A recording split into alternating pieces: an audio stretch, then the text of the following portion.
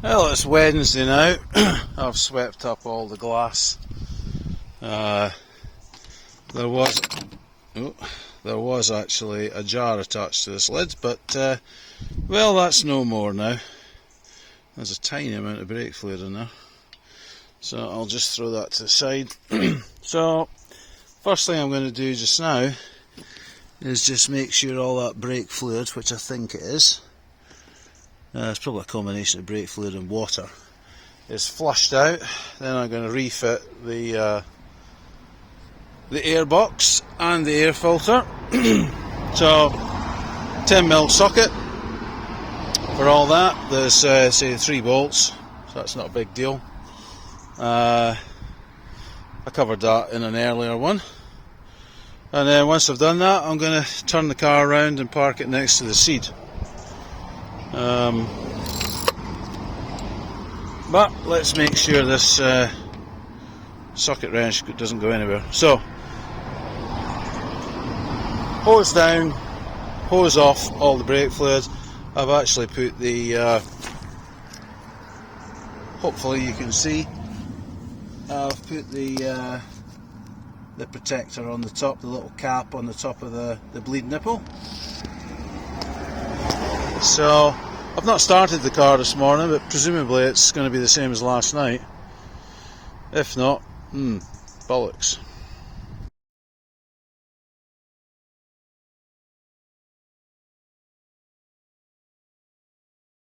As covered in an earlier video, the airbox is fairly easy to put into place. The most difficult part is getting your hand down to put the bolts in. But once you got them in place, you can just twist them down with a long extension bar and your 10mm socket.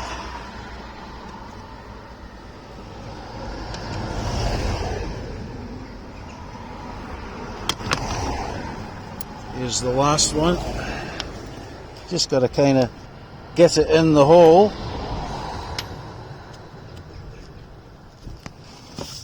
Maybe not the easiest thing to see there.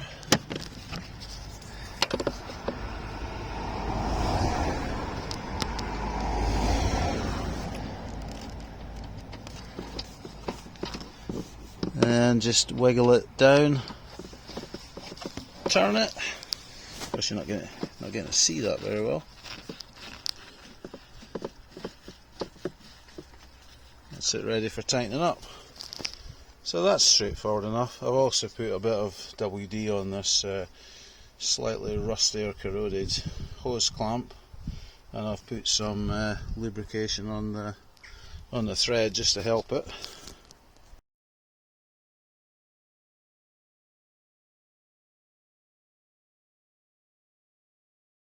Okay, so I've snugged up the 3 10mm bolts. That's I don't have any torque settings for that, but I don't think you need to really worry about that. It's just nip it up, don't overdo it. Next thing is to put back on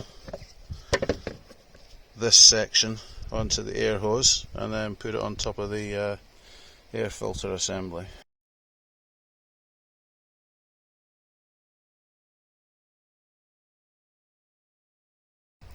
Obviously I'm teaching people to suck eggs here if you've watched any of the earlier videos, but basically you've got that locating tab on the hose, just slide that in, and then you're going to just slowly nip up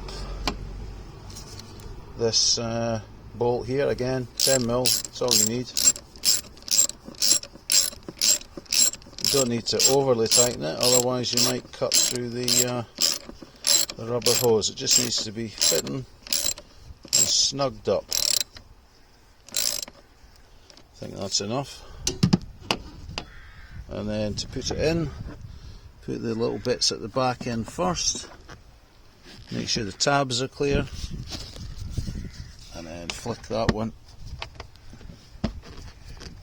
on. So that's that one on, and then you've got this one, flick that one. So that's that secure. There is play on it, it's on like a rubber mounted bush, so I don't expect that to be solid, and that feels secure.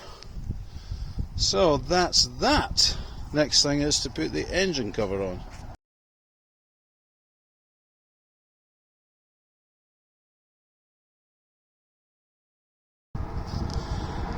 So before I put the engine cover on, I'm just checking the maximum fill level. So there's the fluid level's about here. There's the max level, so I'm happy with that.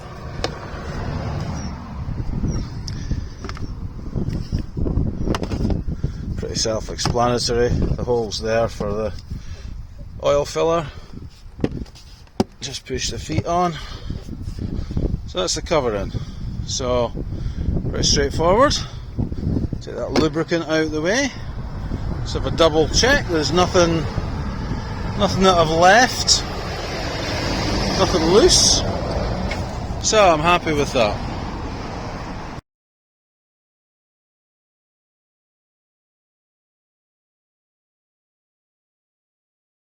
Well, one of the things that has been pointed out in earlier videos is this hinge.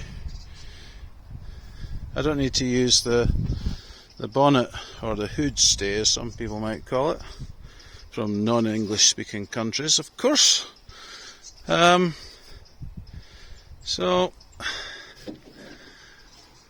I probably need to get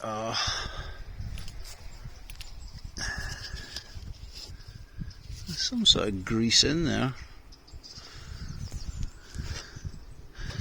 Probably just need a squirt of something in there to see if it'll help free it up. I mean, it's not a problem, but obviously that's not supposed to stay up. So I'll see what I can do, so I can make any improvement there.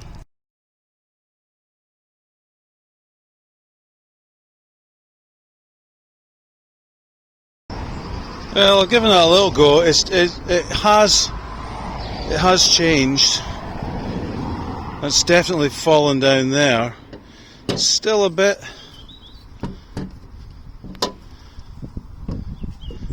I think that'll just need to. I just put some spray lubricant in there, release oil. So it's definitely not staying like it was. So let's see if I can close the bonnet by. No. Not quite yet, but see if that stuff soaks in. Maybe I need to take off one of these trim panels to get in. But right, let's get in. I'll move some of this crap and see if the clutch function is still there.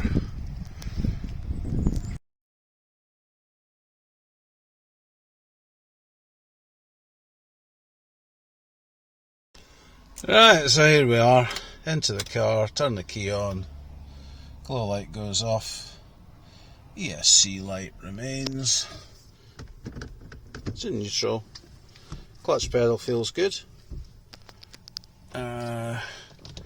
clutch pedal down, start the car.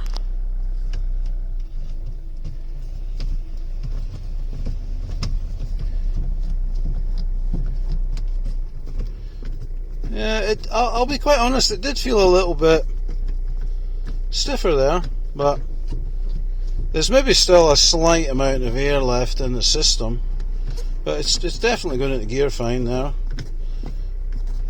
Reverse, no problem. Reverse was always the problem, you know, like it would not go with the engine started. So yeah, there's maybe still a slight tweak required on the. Turn that AC off. Right, so let's see clutch function. I'm going to stop that and check that tyre just in case there's any glass on it.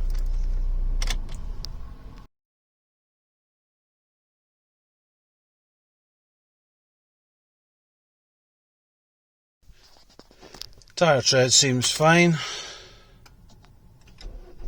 Car started. Into gear, that was smooth as silk, absolutely no problem. Handbrake off, clutch biting. So yeah, that seems to be fine. I'm just going to turn the car and park it parallel to my seat But yeah, handbrake seems okay, out of gear.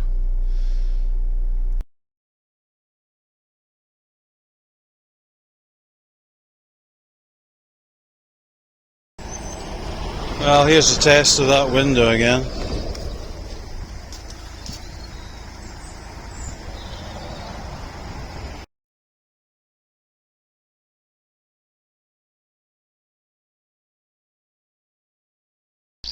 So this is what the rest of the car looks like. I have to fix this parcel shelf loop. It's missing from this side, so I'll need to get myself one of those. I say it's quite a clean little car, like. Take that out.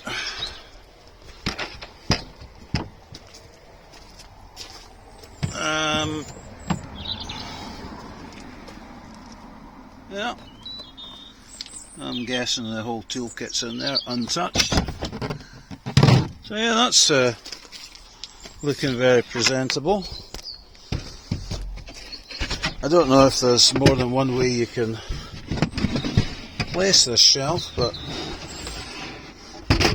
it's fine there. But I think this is more of a, it's definitely more of a two-handed job.